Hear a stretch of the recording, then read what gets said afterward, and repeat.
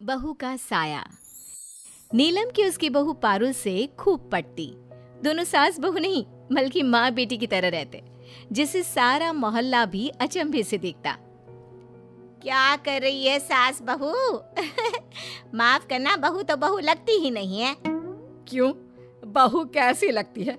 क्या उसके सर पर सींग होती हैं? नहीं नहीं, आंटी के सर पर तो नहीं है, मतलब बहू के सर पर सींग नहीं होती क्योंकि वो भी तो बहू है। अरे बहू के सर पर पल्ला होता है, आंखें नीची होती है और वो सिर्फ किचन में रहती है। लेकिन तुम्हारे यहाँ ना सास दिखती है किचन में, ना ही बहू।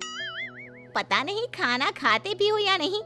देख कमला, खाना तो हम खूब खाते हैं और हर दिन कुछ अलग और नया खाते हैं, लेकिन जो बनाते हैं ना साथ मिलकर बनाते हैं। तू भी बहू का साथ दे, फिर जल्दी जल्दी काम खत्म करके बहू के साथ ऐश कर। क्यों बहू? तेरी बहू ने तुझे पागल बनाकर रखा है। अरे जो काम उसका है वो तुझसे करा रही है। और ये क्या पहना है? ये पजामा और कुर्ता है। बहू बोल रही थी कि फैशन में यही चल रहा है, तो मेरे लिए भी लेकर आ गई। पड़ोसन, जो कि सूरजमुखी के छापे वाली साड़ी पहनकर खड़ी थी। सारी जिंदगी तो साड़ी पहनी, क्या पता कल सास को मिनी स्कर्ट ही पहना दे। पड़ोसन ताने देकर जा रही होती है कि बहू देख रही है ना कितनी जलन भरी है, मेरे लिए तो खास कर। तभी तो माँ, जो जले उसे और जलाओ। एक रोज बहू सास के पास आती है और गले लगा लेती है। अरे क्या हो गया मेरी गुड़िया को? माँ, आज बेटी दिवस में आपने मेरे लिए पोस्ट डाली है। बहू को बेटी दिवस की शुभकामनाएं कौन देता है माँ? तू मेरी बेटी ही तो है, ये तो मानने वाली बात है बेटा। लेकिन कहते हैं ना, जमाने की नजर लग जाए तो अच्छा खासा घर खराब हो जाता है। किसी कारण से बहू की डेथ हो जाती है। उसके जाने के बाद उसकी फोटो के सामने, मेरी बहू को कोई वापस ला दो, मेरे जाने की उम्र में वो क्यों चली गई? माँ, आज उसे गए 1 महीना हो गया है। अब तो ठीक से खाना पीना शुरू कर दो, देखो कितनी पतली हो गई हो। खैर, लोगों की सलाह पर बेटा दूसरी शादी कर लेता है। शादी के बाद नई बहू, माँ जी कब तक गम में बैठी रहेंगी? ये लीजिए खाना खा लीजिए। सास नई बहू के हाथ से खाना लेकर फेंक देती है। मुंह मत दिखाना दोबारा। चली है मेरी बहू की जगह लेने वाली। और हाँ, उसके कमरे में ना तो उसके कपड़े और ना ही उसके गहने। किसी भी चीज को हाथ लगाने की कोशिश भी मत करना। बहू डर जाती है, वो वहां से चली जाती है। फिर रात को, माँ क्या हरकत है ये? आपने राधिका का दिया हुआ खाना फेंक क्यों दिया? अरे वो मर गई है, आपकी बहू अब राधिका ही है। नहीं, बिल्कुल नहीं, मेरी बहू ये कभी नहीं हो सकती। वही राधिका सास को मनाने की बहुत कोशिश करती, लेकिन सास को तो बहू के जाने का शौक लगा हुआ होता है। माँ को खाने में खीर पसंद है, आज मैं खीर बना देती हूँ। राधिका खीर बनाने लगती है, जिसकी महक से सास खुश हो जाती है। ये महक, ये तो मेरे बहू के हाथ के खीर की है। मैं जानती थी कि वो जरूर यहाँ आएगी। सास किचन में जाती है और देखती है कि राधिका खीर बना रही होती है। वो मेरी बहू पारुल कहाँ है? मुझे क्यों नहीं दिखाई दे रही? माँ जी, मैं हूँ यहाँ पर, मैं बना रही हूँ खीर। पारुल तो अब नहीं रही ना। तो तू क्यों मेरे और मेरी बहू के किचन में घुसी? हाँ, हट यहाँ से, मैं बनाती हूँ खाना। सास राधिका को किचन से निकाल देती है और खुद काम करने लग जाती है। तभी वहाँ पड़ोसन आ जाती है। अरे नीलम, क्यों परेशान रहती है? माना तेरी बहू हीरा थी, लेकिन जो आई है उसे भी तो समझ। वो भी तो कुछ सपने लेकर आई होगी ना। किसे समझूं? नहीं, वो मेरी बहू नहीं है। मेरी बहू का साया तो यही है।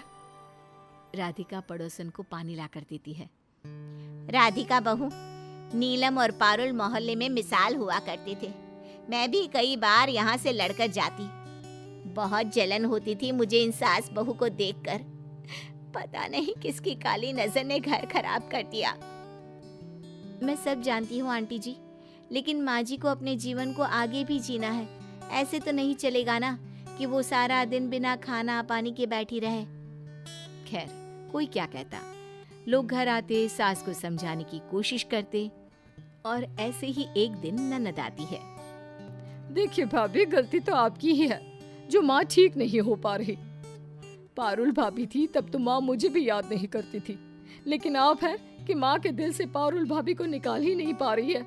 अगर ऐसा है तो भैया ने तो शादी करके गलती ही करती है। राधिका को ननद की बात पर बहुत गुस्सा आता है, लेकिन वो करती भी क्या, शाम को पति से कहती है, मैंने हर काम करके देख लिया लेकिन तुम्हारी माँ को पुरानी बहू की याद ही हमेशा सताती रहती है। मुझे लगता है मुझे अब इस घर से चले जाना चाहिए। देखो, हिम्मत मत हारो, मैं कोई उपाय करता हूँ जिससे माँ अब तुम्हें बहू मानने लगे।